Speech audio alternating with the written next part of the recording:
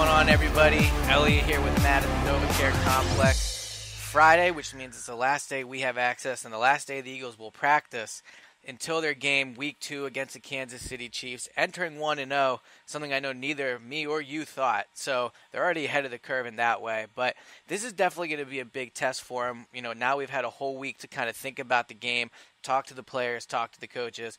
Time to take a deep dive into this game and just see, really, it's one of those games where at the beginning of the season, when the schedule first came out, I thought this was an automatic loss. It just had that feeling about it. Going on the road, AFC opponent.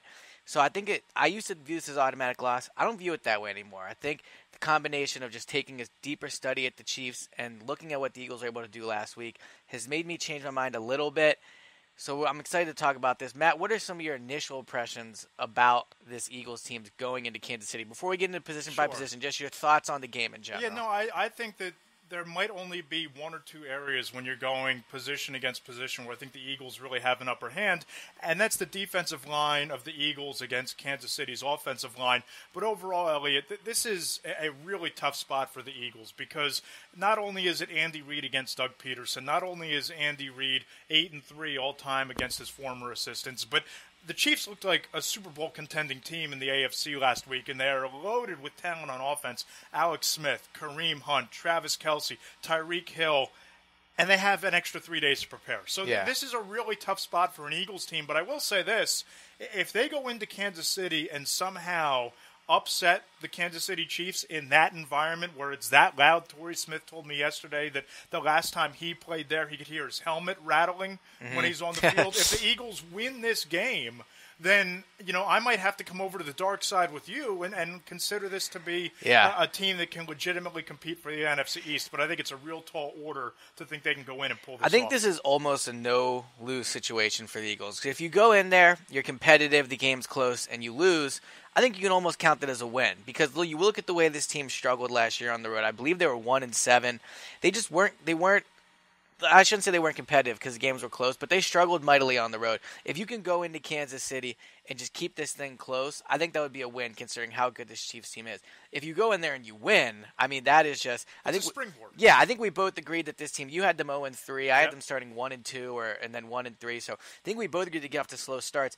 The schedule at the beginning of the season is tougher. So if they can get through this – I mean, there's always games you lose, you think you're going to win. But if they can beat the Chiefs, then, my prediction about them picking to win the NFC feels even better. But not just because of the fact they're 2-0, but because it'll say a lot about this team and not Andy Reid, and Doug Peterson and Carson Wentz if they can go into Kansas City and beat the Chiefs. And the one other thing I'll say before we get going on the position by position is it's a big week for Doug. I wrote earlier in the week that, look, sooner or later, maybe we're all going to have to admit we were wrong about Doug. I think Doug has been a bit of a laughing stock in the city. People didn't really respect him when he got the job. Fans don't really take him seriously.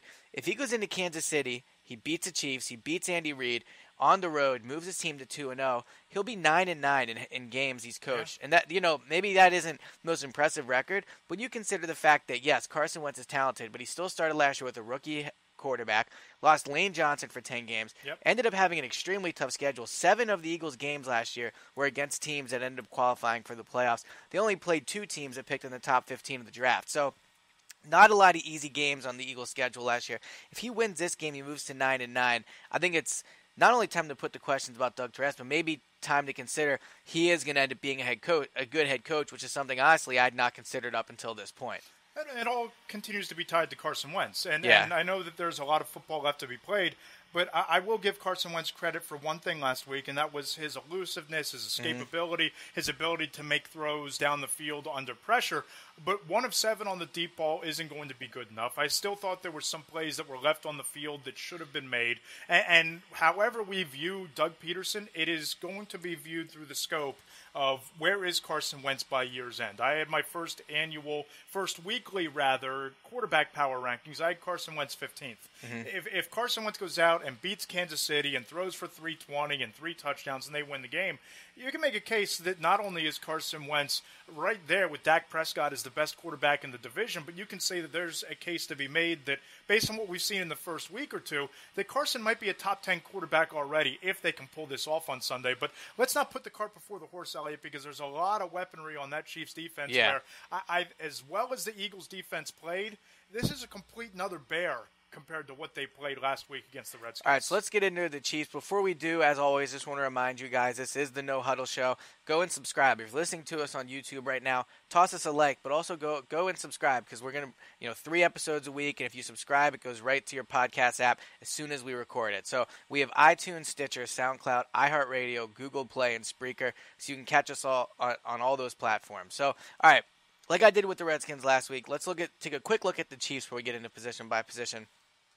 So last year, the Chiefs went 12-4, and they were bounced in the playoffs by the Steelers, coming off a huge win, obviously, last week over the New England Patriots on the road.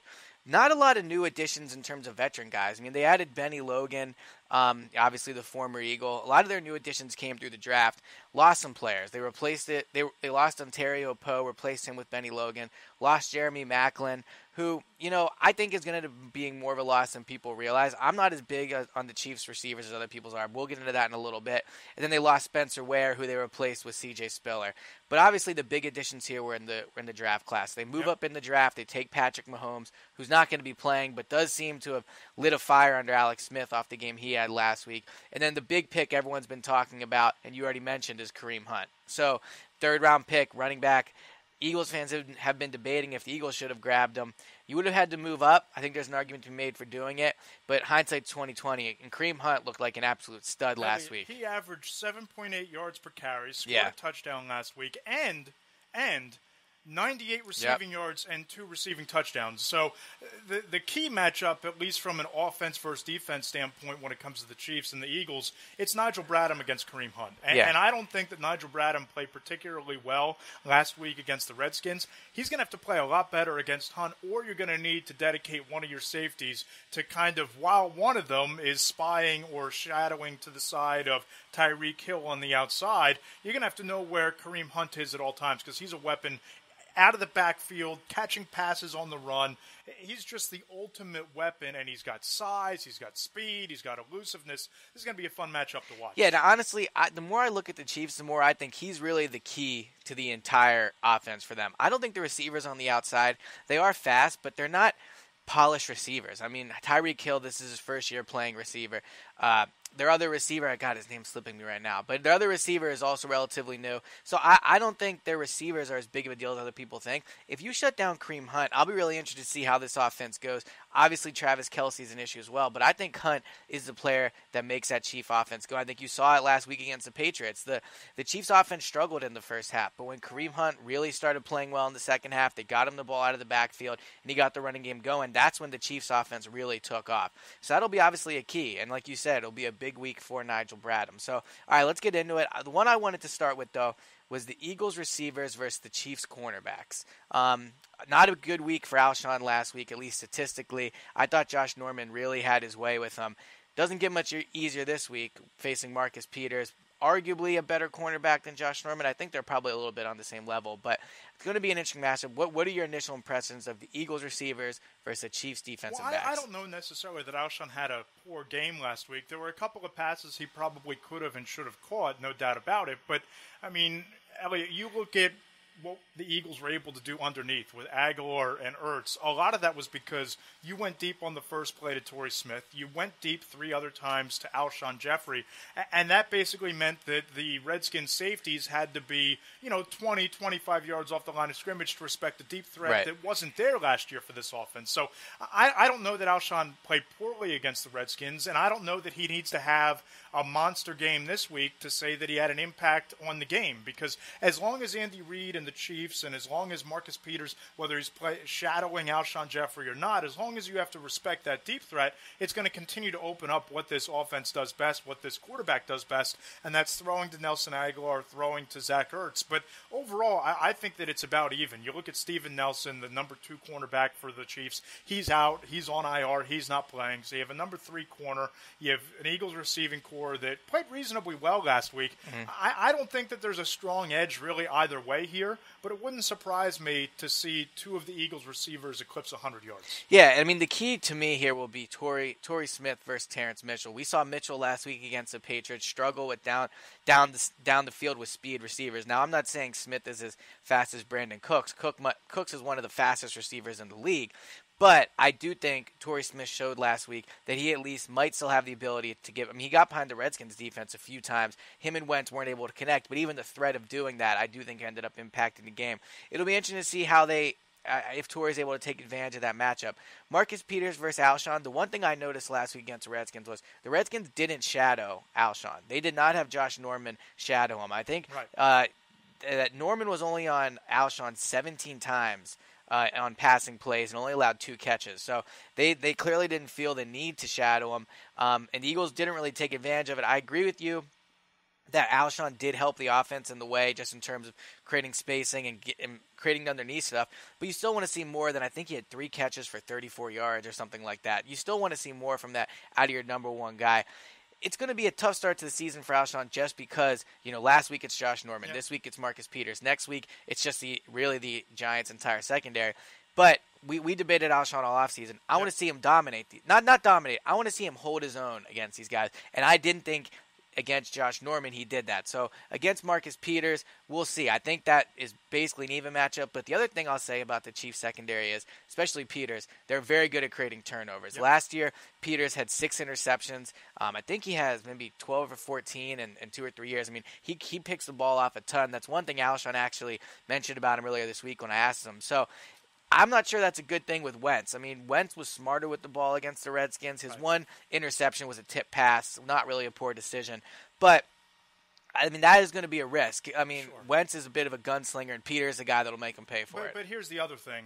We talk about whether Alshon Jeffery needs a big statistical game or not. You look back to Carson Wentz a year ago, and you're already seeing that this is a much different offense. 607 passing attempts, only 6% of those throws. Only 39 of those throws were for 20 yards or more, traveled 20 yards or more through the air. He had 7 deep ball passing attempts in, 40 passes last week. So that's an element of the offense that was non-existent a year ago, and that's because of Alshon Jeffery. That's because of Torrey Smith. And eventually, you'd like to hope that they're going to start clicking, and instead of it being 1 for 7, it'll be 3 of 8, or it'll be 4 for 7. I don't know that happens this week against Peters, but I don't think it really has to for this offense to be effective, because we've seen them win games. We've seen Carson put up big numbers, throwing it underneath to Zach Ertz, throwing it over the middle to Aguilar. So I don't need to see Alshon put up big numbers. I think they're still getting their timing down in terms of Wentz and Jeffrey and Wentz and Smith. But as long as the other facets of the offense are working and they have more space to operate,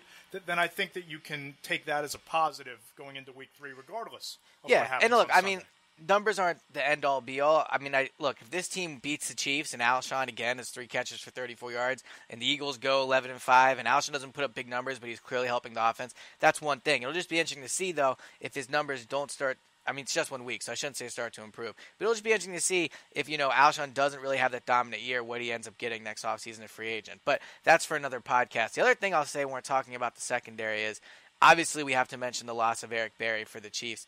Huge loss for them. I mean, he's probably one of the best safeties in the league, probably the best player overall on that team, and now he's gone. So it seems like they're going to go with Daniel Sorensen and Ron Parker at safety. And I think this is one area of the Eagles, I already mentioned Terrence Mitchell has issues with down the field speed, but now you have a new safety in there. Communication is going to be key, and I think that's where the Eagles can really take advantage of it. So I wouldn't be surprised at the fact that Eric Berry is out. It does help the Eagles get a deep ball, not just because it's missed speed, but because I think there's some real chance for miscommunication there. So that's kind of my whole thought on the secondary. I think I would give the advantage to the Eagles receivers over the Chiefs secondary, and it seems like you kind of agree with that as well. Yep.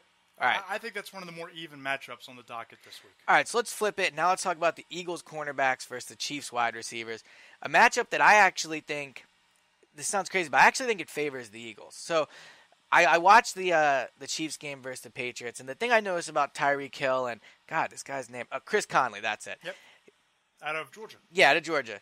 Fast players, not very tall, not very physically dominating. The thing I noticed about them was they really only were able to make an impact against the Patriots when there were breakdowns. I didn't see Tyreke Hill just simply run by a guy in man coverage. I mean, his 75-yard touchdown, Patriots cornerback Stephen Gilmore basically stopped covering him, and McCourty, the safety, wasn't looking because of a miscommunication. Sure.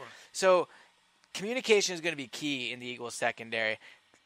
This would have been a good game for Ronald Darby to have Ronald Darby, obviously, because he does have that speed. But I think if the Eagles they're just smart about, making sure they know their coverages, communicating well, I don't think the Chiefs receivers are as dangerous as other people do. Jalen Mills' speed isn't great, but I think this matchup actually favors the Eagles. See, here's the problem. The problem I have is you have two really speedy wide receivers because Conley's a deep threat, or at least he was in the games I watched him at Georgia during his college career, and Tyreke Hill might be the fastest player in the NFL. Right. And when you're looking at this Eagles secondary, you're asking Patrick Robinson to play out of position going from nickel to I thought the he played outside. well last week, though. I thought he played really well, but it's a whole different beast going up against Jamison Crowder as it is against Connolly or against Hill. You're playing without your fastest, most explosive corner in Ronald Darby, and you're probably going to have to dress Rasul Douglas way earlier than this franchise wanted to dress Rasul Douglas. I don't think that they really wanted to play him until week 5, week 6, week 7 because they think he's a project at this point. So you're asking a patchwork secondary, and I give them all the credit in the world. I don't want to come across as beating up the Eagles or being all that negative, but I thought they did a hell of a job just surviving and getting the job done against Washington last week. But I don't know how, without Ronald Darby going up against Connolly, going up against Tyreke Hill, how you like this matchup from an Eagles standpoint. Now, if you're going to tell me that you're going to double-team that side of the field with Mills and Malcolm Jenkins the entire game, all right, let's see how that plays out. But then you still have to worry about Travis Kelce, and then you still have to worry about Kareem Hunt. This is just, as far as the secondary goes, it was the biggest concern going into the year, and now you take Darby out of the equation and you move Robinson out of position. I don't know how it's not the biggest concern going into this week. I mean, that's the thing. They'll probably will put Jenkins on Travis Kelce.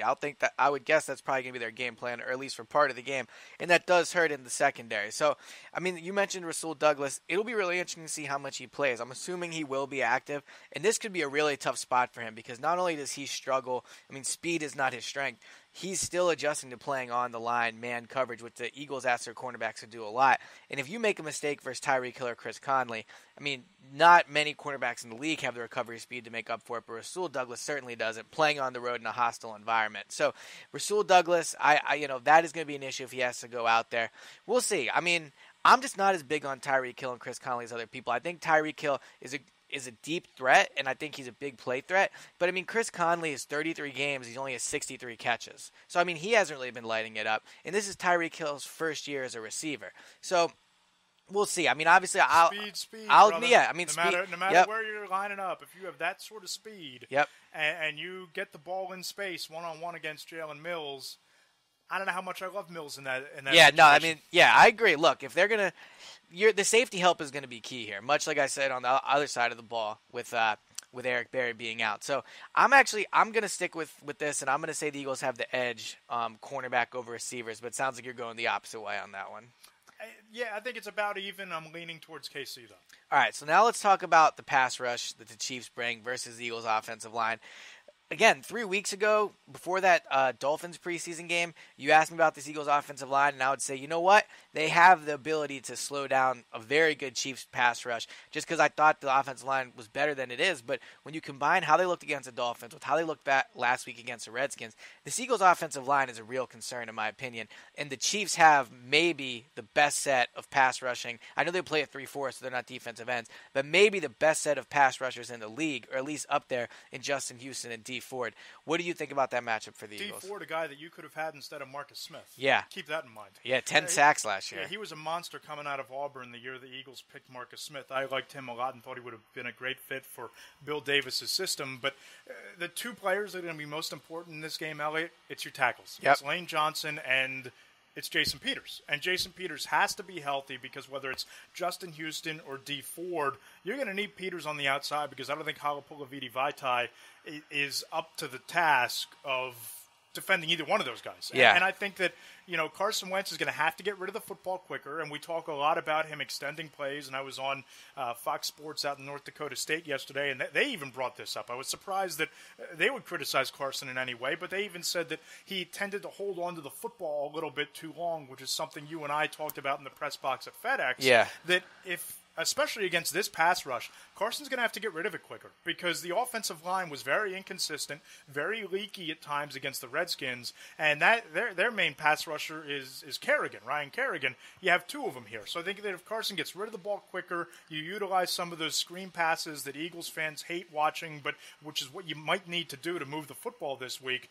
That's going to be key, and I think I give the edge here just based on what we've seen from the Eagles' offensive line over the second half of the preseason and in that game against the Redskins. I think I give the edge to the Chiefs' pass rush. Yeah, I don't even think it's close, to be honest. I mean, Lane Johnson, he played well at the end of last season when he returned, but he's not looked good in the preseason. He didn't look good against the Redskins. I understand Kerrigan is an elite pass rusher, but Lane Johnson's supposed to be the best right tackle in the NFL. I mean, he's paid left tackle money, and he's the best paid right tackle, or at least he was when he signed that deal. So I don't think Lane has played well. And Peters, again, his injury is concerning to me because I know he's practiced this week. He practiced Wednesday and Thursday. He'll probably practice today.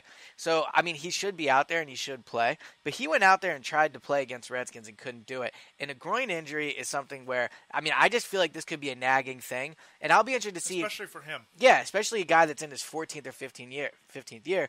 It'll be interesting to see if he goes out there and he plays 6 or 7 snaps, how that holds up. And like you mentioned, I'm not confident about Vaitai coming in, especially if they're going to put him in at left tackle. And I may be even less confident about Lane going to left tackle. So the Chiefs' pass rush is going to be an issue. And that's why I've said basically all week, I think the key to this entire game is how the Eagles' offensive line plays. If they can protect Carson Wentz long enough and not be a disaster, I think the Eagles have a shot at winning this game because, again, I don't like the Chiefs' secondary as much, and I think that the Chiefs' offense, again, we're going to get into Kareem Hunt, but I think the receivers aren't as good as people think. So it's really all going to come down to this Eagles' offensive line. And another issue is Bennie Logan versus Jason Kelce when they're matched up. That's a huge size advantage for Logan. And then also, Isaac Seumalo did not play well last week against the Redskins. And don't forget about Bennie Logan. He was here for the first 4 years of his career. He matched up against Jason Kelce every day, and you can say that Kelce has that same advantage lining up against him, and that's absolutely true. But the way that they use Bennie Logan as that pure run-stuffing nose tackle,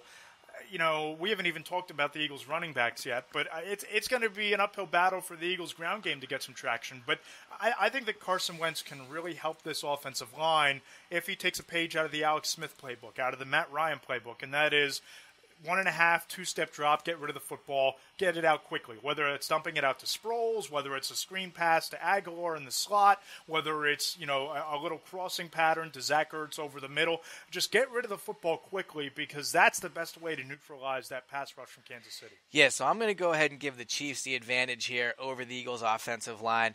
I think the Eagles' offensive line is skilled. They just haven't shown it yet. If you told me if we're recording this podcast on Monday or Tuesday next week or right after the game on Sunday, and you're telling me the Eagles' offensive line played well, wouldn't surprise me. I think they have the personnel to do it.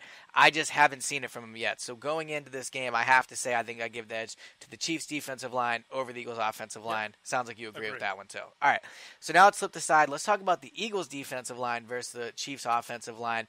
I'm going to bring up our old friend Pro Football Focus here, everyone's favorite site. The Chiefs' offensive line allowed only the third fewest pressures in the league last year. Only the Packers and Raiders offensive line allowed fewer pressures on the quarterback. So the Chiefs do have a good offensive line. Didn't play great against the Patriots in Week 1.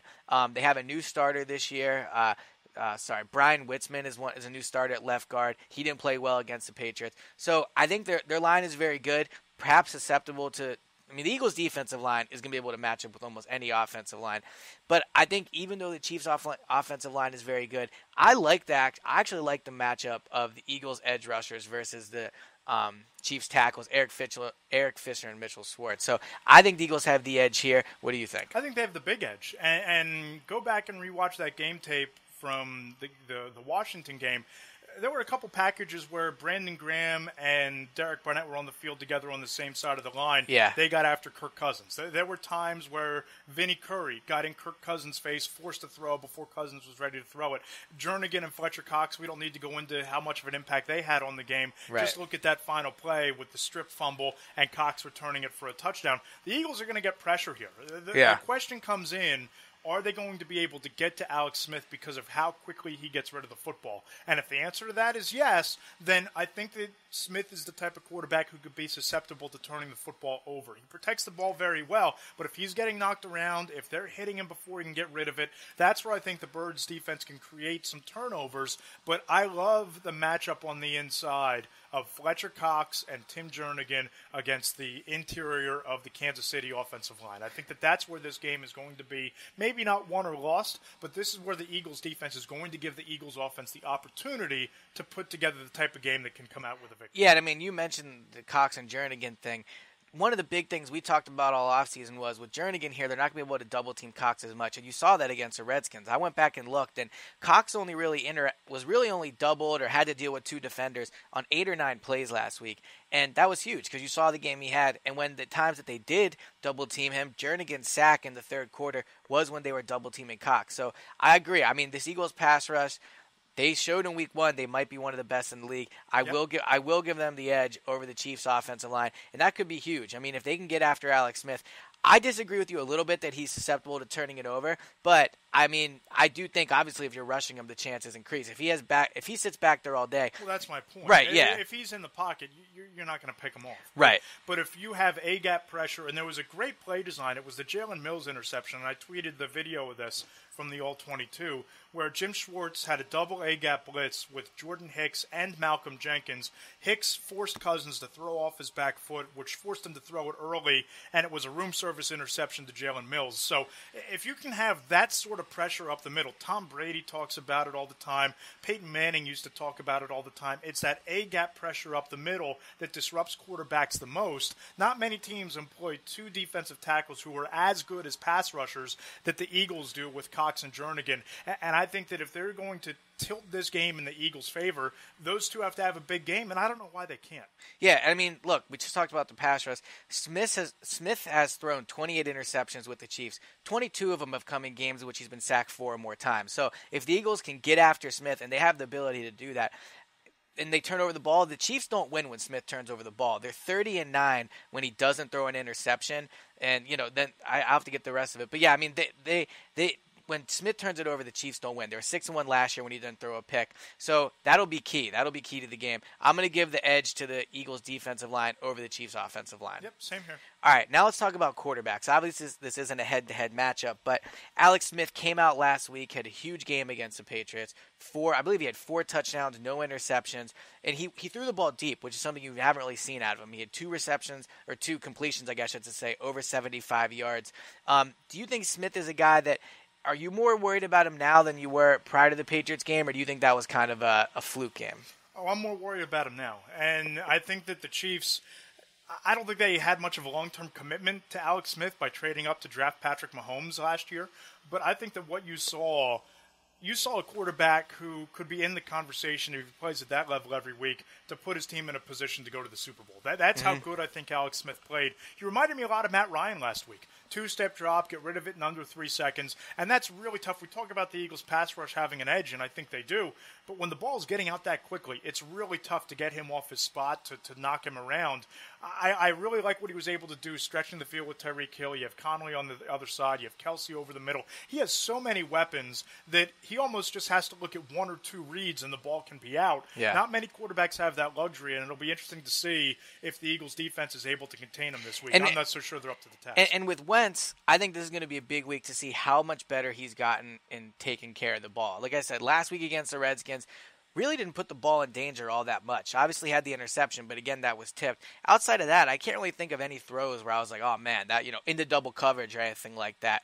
A couple of the deep balls. I mean, the first one that he underthrew to Torrey Smith, Josh Norman almost picked off. True, but that wasn't a poor decision, I guess. Right, it was a poor throw. Right, yeah. And you're right. If we're just talking about decision-making, I thought which was an issue for sound. him last year, I agree with that. I think that he's improved in that area. I think he's improved in terms of keeping his eye downfield even while he's scrambling, and his ball placement has been better. It just comes down to that deep ball accuracy, which I think is the next hurdle for him to clear for us to say that he can be an elite quarterback.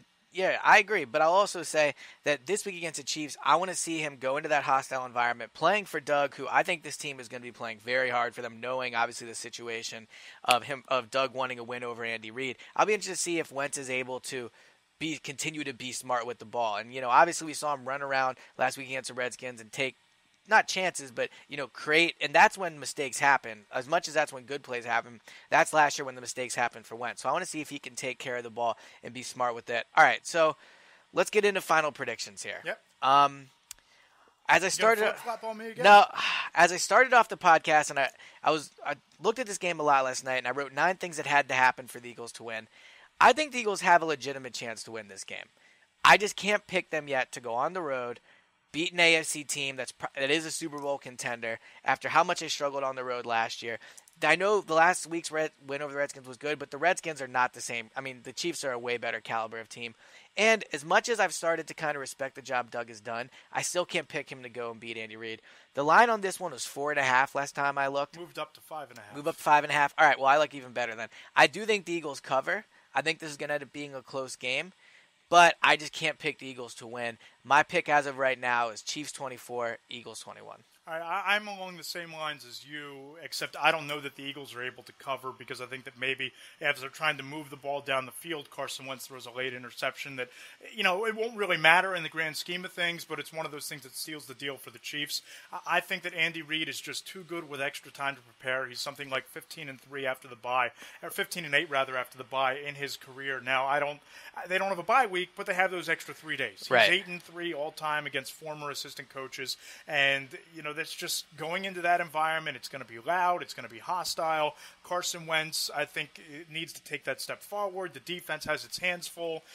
I like Kansas City in this one, 34-27. I mean, the one last thing I'll say, though, is I do think they're getting the Chiefs in a bit of good spot. Even though you have that extra time, you're coming off of a huge win over the Patriots.